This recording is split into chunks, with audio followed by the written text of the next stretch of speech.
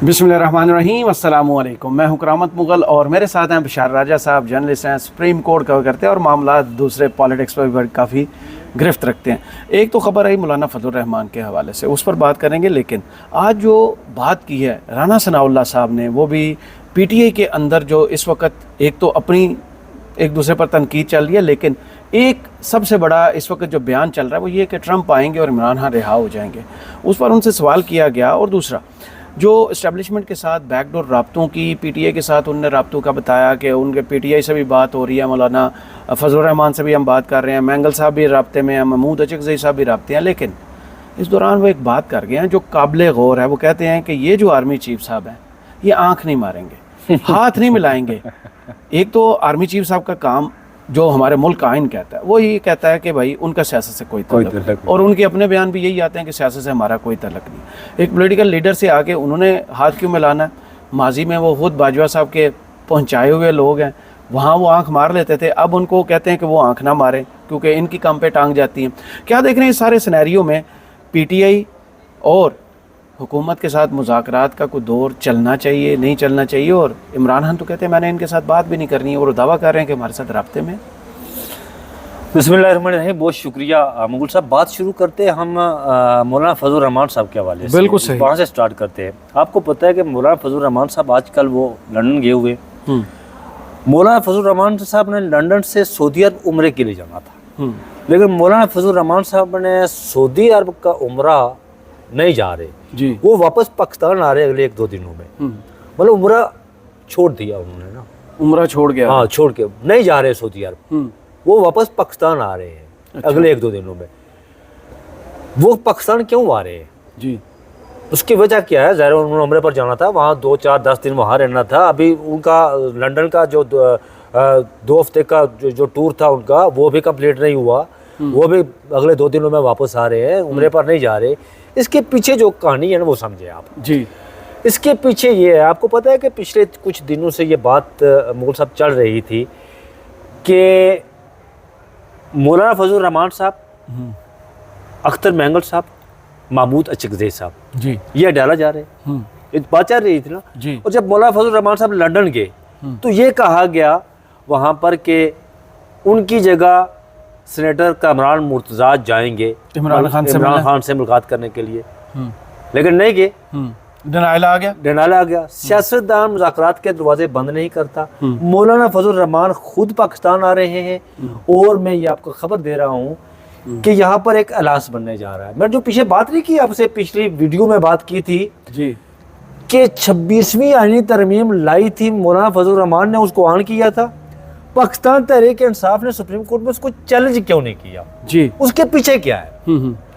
उसके पीछे ये कहानी है जी कि पीपल्स पार्टी, मौलाना फजल रहमान, पाकिस्तान तहरीक इंसाफ, महमूद अचकज़ई साहब और अताउल्लाह मैंगल साहब, अख्तर मैंगल साहब, और अताउल्लाह मैंगल उनके वालिद साहब थे जी, अख्तर मैंगल साहब, ये एक बात एक नुक्ते पर ये पहुँचे कि 26वीं आईनी तरमीम को रिवर्स करना है। अच्छा, थ्रू पार्लियामेंट, राइट। और वो ये ताकतें सारी मिल जाए 2 बन जाती है, बन जाती है पीपल्स पार्टी की। पाकिस्तान तहरीक इंसाफ, उनके पास तो 17 सीटें भी नहीं है ना बेचारों के पास, 100 सीटें उधर अंदर हैं। ओरिजिनल 17 हैं, लेकिन उधर 110 बनती है ना उनके पास, इतनी ज़्यादा तो नहीं बनती ना, बाकी तो इनके पास बनती हैं जी। ये एक बड़ा अलास बनने जा रहा है। अच्छा, जिसकी इन हाउस चेंज के लिए। और अब इन हाउस चेंज क्यों? इन्होंने उनको क्या देना है? जो मौजूदा सेटअप है जिसे नून लीग कहते हैं, उसको नून लीग ऐड कर रही है ना जी। उनको इन्वर्टेड कॉमा में रखता हूँ। हाँ, उनको जी, जितना जोर दे रहे हैं ना घर तक, घर घर सब समझ गए। इन्होंने उनको देना क्या है? आप इनके पास देने के लिए कुछ नहीं है ना। सही, जो उन्होंने लेना था वो ले लिया ना। वो ये कह रहे हैं कि आप तो आप हमारे कंधों पर बोझ है भाई। अच्छा, क्योंकि आप डिलीवर नहीं कर रहे। सही, आपके सैर सपाटे खत्म नहीं हो रहे, आपकी आनियां जानियां खत्म नहीं हो रही हैं। अवाम की ताकत किसी और के साथ है, आपके साथ तो कुछ भी नहीं है। आप जब भी कहीं जाते हैं तो वहां पर कोई आपके साथ खड़ा ही नहीं होता। मुल्क के अंदर आपके साथ 4 लोग खड़े होते हैं। वो इटली से लाए हुए 4 लोग जो जनेवा में वो खड़े लाखों किए। लोग हाँ, जम्मे गफीर। जम्मे गफीर अक़वाम आलम और बिलखुसूस आलम इस्लाम के बहुत बड़े जनाब लीडर, सिक्का बंद जाली लीडर गए हुए थे ना वहाँ पे। 4 लोग, उन्हें दूर से देखा, ऐसे हाथ हिलाया जैसे बहुत बार जम्मे गफीर खड़ा। हाँ, तो उन्होंने ट्वीट भी ये किए हैं, जम्मे गफीर के शानदार इस्तकबाल। शानदार। और ये सोच वहाँ पुख्ता हो चुकी है सही कि अब ये देखिए इनको जो जिस तरह राना सनाउल्लाह साहब ने मैं राना सनाउल्लाह साहब की आपको बात आपने सुनाता हूँ। एक तो उन्होंने गंडापुर साहब पर काफ़ी तनकीद की। आजकल वो चाह रहे हैं कि ये पीटीआई के अंदर, क्योंकि उन पर तनकीद तो हो रही है, लेकिन इमरान खान ने आज खुद कह दिया कि कॉल तो वो खुद देंगे, जब भी लॉन्ग मार्च की कॉल आएगी इमरान खान की तरफ से अपनी होगी। तो उन्होंने विंडिकेट आज कर दी है गंडापुर साहब को। कल से ये कोशिश हो रही थी कि गंडापुर साहब और कारकुनों के दरमियान एक नफ़रत जो है उसका बीज बोया जाए और दूर दूर किया जाए। लेकिन जो गंडापुर साहब के बारे में इन्होंने फिर कहा है कि ये कंप्रोमाइज़्ड हैं, विकेट के दोनों जानिब खेलते हैं। इसके बाद जो उन्होंने बात किया ना, वो सुनने वाली है। और वो सुनने वाली है कि बैकडोर राब्ते चल रहे हैं, किस किस से चल रहे हैं, वो इनकी ज़ुबानी आपको सुनाता हूँ मैं। ठीक है, जैसा हो। हाँ, पिछली के गंडापुर साहब का कोई आपकी हुकूमत से कोई अंदर खाते को ताल्लुक तो नहीं है? कोई आपकी मर्जी का एंड आपकी मर्जी का कर देते हैं गायब होकर? इस पे मुझे शक है। उसके मिले होने पे या ये चीजें जो है ना, जिस तरह से आपने बात की है, इसके ऊपर मुझे शक है क्या कि वो दोनों तरफ खेलता है। डरे हुए। यानी अपनी पार्टी को खुश करने के लिए एक काम उनके कहने पे कर देता है, दूसरा काम जब फिर इंतजामिया सामने आती है वो कहती है कि भाई ये ना करो, अगर ये करोगे तो फिर हम ये करेंगे। तो उन्हें कहता है कि अच्छा चलें, आप मुझे बताएं, डी चौक को मुझे हाथ लगाने दें, उसके बाद फिर मैं पतली गली से जो है वो निकल जाऊंगा। मियां साहब ने आपकी कुछ माह पहले ड्यूटी लगाई थी, यही मुज़ाकरात सियासी आप बड़ी खामोशी से करते ये रहे, असल चीज़ है। वो क्या चल रहे हैं? कि वो चलते रहे।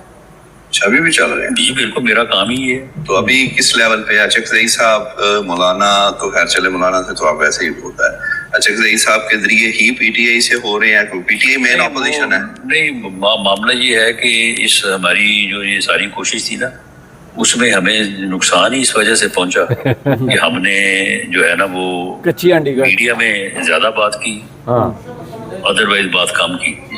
अब ये जो भी है, ये इसका बिल्कुल मीडिया में जिक्र या वीडियो का कोई तरीका नहीं है। लेकिन हमारे इन तमाम लोगों के साथ राब्ते हैं, उनके साथ इज्जत एहतराम का रिश्ता है। वो अचकज़ई साहब हों, वो मौलाना फजल रहमान साहब हों, वो एमक्यूएम की क़यादत हो, यहाँ पोजीशन की बात हो रही है, पीटीआई, इवन पीटीआई, एवन पीटीआई, यानी हुकूमत के राब्ते किसी न किसी लेवल पर हैं। आपको पता होगा एक सियासी कमेटी भी बनी थी, लेकिन इमरान खान ने कह दिया था कि मैं नून लीग और पीपल्स पार्टी के साथ नहीं बैठूंगा। मुज़ाकरात चल रहे थे इस्टेब्लिशमेंट के साथ, लेकिन जब वो पिंडी वाला, लाहौर वाला जलसा और फिर जो कुछ इधर 4 अक्टूबर हुआ, उसके बाद इमरान खान ने कह दिया था कि अब मुज़ाकरात निश्ता। इस्टेब्लिशमेंट से मुज़ाकरात कर रहे थे, आज़म स्वाति साहब उस टीम को लीड कर रहे थे, आज़म स्वाति साहब को भी गायब कर दिया गया। वही आज़म स्वाति साहब जो सुबह दरवाज़ा खुला था जी, वही इमरान खान की तरफ से वही नुमाइंदे थे और इस्टेब्लिशमेंट से मुज़ाकरात चल रहे थे। ज़ाहिर है इस मुल्क को आगे लेके चलना है, चीज़ों को पॉजिटिव देखना चाहिए। जो कुछ हो चुका, इमरान खान कहते हैं कि वो तो आइन के दायरे में जिसने जो कुछ किया है उनको आइन के कटारे में लाएंगे, लेकिन मौजूदा हालात में अगर इस ब्लॉक को तोड़ना है तो किसी न किसी ताकतवर को ही उनके साथ बैठना है। और इमरान खान की अप्रोच बिल्कुल ठीक है कि माजी में रजीम चेंज में कौन लोग थे, इन लोगों को मजबूत करने में कौन लोग थे, इन लोगों को अब चलाने में कौन से लोग काफिर। मैं आज भी एक इंटरव्यू दिया है स्पीकर पंजाब असम्बली ने, उनसे मीडिया के नुमाइंदे ने गुफ्तगू की, उन्होंने कहा कि इस्टेब्लिशमेंट इस हुकूमत को चला रही है। तो उनका जोक सुने, वो कहते हैं कि नहीं एस्टेब्लिशमेंट हुकूमत को नहीं चला रही, हुकूमत एस्टेब्लिशमेंट को चला रही है। क्या है बात, तो पीछे से लोगों की मलिक अहमद खान है ना, मलिक अहमद खान। तो इस वक्त हुकूमत की हालत तो यह है कि इनका तरह अपना निकला हुआ है, क्योंकि अमेरिका में जो तब्दीली आई है इनको भी पता है कि उसका असर पूरी दुनिया पर होता है। और जो दावे पीटीआई के अंदर से कर रहे हैं, आतिफ खान को आप जानते होंगे अमेरिका में, उन्होंने भी एक इंटरव्यू दिया जिसका क्लिप बहुत वायरल हुआ है। उन्होंने हुकूमत के जिसे कहते हैं ना तरह निकला हुआ, उसको मजीद पेशाब निकलने तक वो ले आए हैं। और उन्होंने जो इंटरव्यू दिया उसका एक क्लिप मेरे पास है, कहते हैं तो मैं वो भी सुनवा दूँ कि राब्ता ट्रम्प से भी हुआ है, इमरान खान का कितनी मरतबा जिक्र हुआ है, और इमरान खान के जिक्र के बाद अब क्या वहाँ से कोई इधर कॉल आएगी, बंदा आएगा, क्या होगा, वो लाए अमल सुनिए। नोटिस के अंदर है इमरान खान के हवाले से कभी उनकी तरफ से कोई ऐसा जिक्र हुआ किसी कैंपेन में या किसी इवेंट के ऊपर? देखें, आप पिछले 2.5 साल में डोनाल्ड ट्रंप ने 3 जगहों पे खान साहब का जिक्र किया है, ठीक है। अपनी कैंपेन में जिक्र किया, एक पॉडकास्ट में जिक्र किया है, एक पर्सनल मीटिंग में किया है, वो तो 3 दफ़ा किया ही किया है। लेकिन मैं आपको बता रहा हूँ कि 5-6 हफ्ते पहले डोनाल्ड ट्रंप की डायरेक्ट ये बात हुई है, जब किसी ने डोनाल्ड ट्रंप को बताया कि आपको पता है कि former prime minister Imran Khan, your friend, he is still in jail. तो डोनाल्ड ट्रंप ने बोला है कि बिल्कुल मुझे पता है, और मुझे ये भी पता है कि उनके ऊपर उसी तरह के पॉलिटिकल मोटिवेटेड चार्जेस बनाए गए हैं जिस तरह मेरे ऊपर बनाए गए हैं।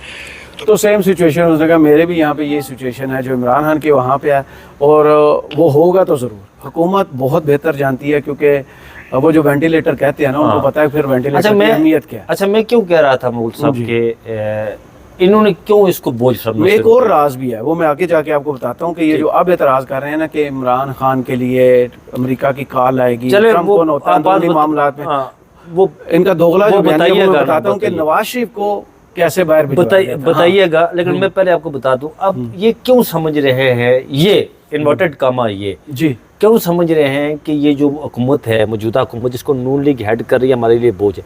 आपको पता है कि इन दिनों में जो जायजा मिशन IMF का वो पाकिस्तान आया हुआ है, उसने यहाँ 2 हफ्ते स्टे करना है। उन्होंने एक 15 नवंबर तक उन्होंने एक रिक्वेस्ट की है 15 नवंबर तक, 3-4 दिनों, कि हमने मिलना है खैबर पख्तूनख्वा हुकूमत, सारी सूबाई हुकूमतों से मिलेंगे। अब खैबर पख्तूनख्वा हुकूमत का जो बजट था वो सरप्लस गया है, पता है आपको? सिर्फ एक सूबे का, एक सूबे का। और पंजाब हुकूमत का बजट जो है वो खसारे में गया।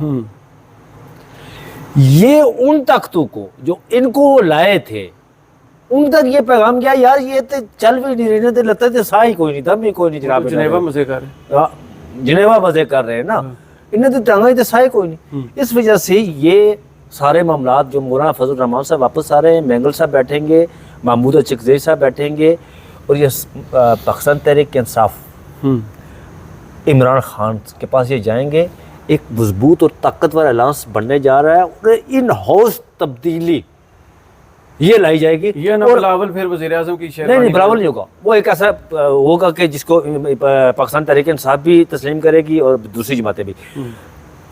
इमरान खान की रिहाई इसके बाद होगी। सही, इमरान खान की रिहाई इस सारे मामले के बाद होगी, और तेजी से ये चीज़ें डेवलप हो रही हैं। आप अगले मतलब बहुत सारी चीज़ें आप देखिए अगले 2 हफ्तों में बहुत सारी चीज़ें तब्दील हैं। जो आप वो जिक्र कर रहे थे, वो शाहिद खान अब्बासी साहब बड़े क्लोज अलाई रहे हैं, बहुत क्लोज, जिसे कहते हैं ना, वो राजदान रहे हैं, किचन कैबिनेट के मेंबर रहे हैं नवाज शरीफ साहब के। वो कल थे मारिया मेमन साहबा के शो में, वहाँ उनसे सवाल किया कि ट्रंप आ गया है तो क्या इमरान खान की रिहाई में किरदार अदा करेंगे? उन्होंने कहा मुझे नहीं लगता कि ट्रंप उनकी रिहाई में किरदार अदा करेंगे, करना भी नहीं चाहिए। तो फिर उन्होंने मारिया मेमन साहबा ने सवाल किया, उन्होंने कहा कि नवाज शरीफ की बाहर भिजवाने में क्या बिल क्लिंटन का कोई रोल था? तो उन्होंने कहा हाँ, रोल था। यानी मुस्लिम लीग नून के लिए वो हलाल था, और अब जबकि वहाँ से इनको पता है कि ट्रंप किस तबीयत का बंदा है, इमरान खान से तलक़ात कैसे हैं, पर्सनल तलक़ात कैसे हैं, सरकारी तलक़ात कहते हैं, PTI की वहाँ पर लॉबिंग कैसी है, उस सारे को जांचने के बाद ये जो ख्वाजा आसिफ साहब और राना सनाउल्लाह साहब बयान दाग रहे हैं ना, उससे लगता तो सिर्फ ये है कि इन्होंने शायद उनके मुकाबले में इलेक्शन लड़ना था। किसके मुकाबले में? ट्रंप के मुकाबले में। यार बात सुने मुगल साहब, मुझे ये बताएं कि बाइडन जब आया, इमरान खान को हटाया गया, ये आए आगे, तो ख्वाजा आसिफ ने कहा था ना, वो वेंटिलेटर वाला बयान, मशहूर ज़माना बयान दिया था, वेंटिलेटर वाला, अमेरिका ताकत है, हम उसके बगैर रह नहीं सकते, फलाना फलाना। ये टोटल 2 नंबर फेक और दोगले लोग हैं ना यार। इनको ना बांस पे किसी ने चढ़ाया हुआ है, और ये ऊपर करतब करके दिखा रहे हैं, और जब इनके करतब खत्म होने हैं नीचे से बांस को खींच लिया जाना है, और आपको मुंह गिरेंगे। ट्रंप की दोस्ती किन लोगों से है? वो 2 खास लोग हैं, 3 4 मेरे तरफ से 4 कर। अच्छा, आपका मैं 3 मैं बताता हूँ, चौथा बता रहा हूँ। एक MBS से उसकी दोस्ती है, बिल्कुल।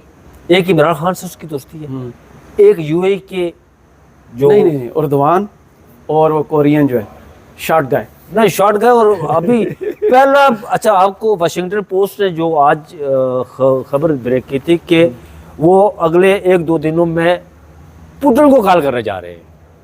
पुतिन के साथ भी उसकी दोस्ती है ना, उसके साथ भी दोस्ती है ना उसकी।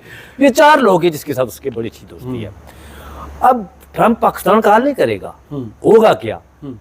वो सफारती राय बरूए कार लाए जाते हैं, सऊदी अरब, उर्दगान, पुटन, मोहम्मद बिन जायद, हाँ हाँ, और यूएई, और जो आप जिक्र कर रहे हैं वो शॉर्ट गाय, हाँ, कोरियन शॉर्ट कोरियन, ये वो लोग हैं।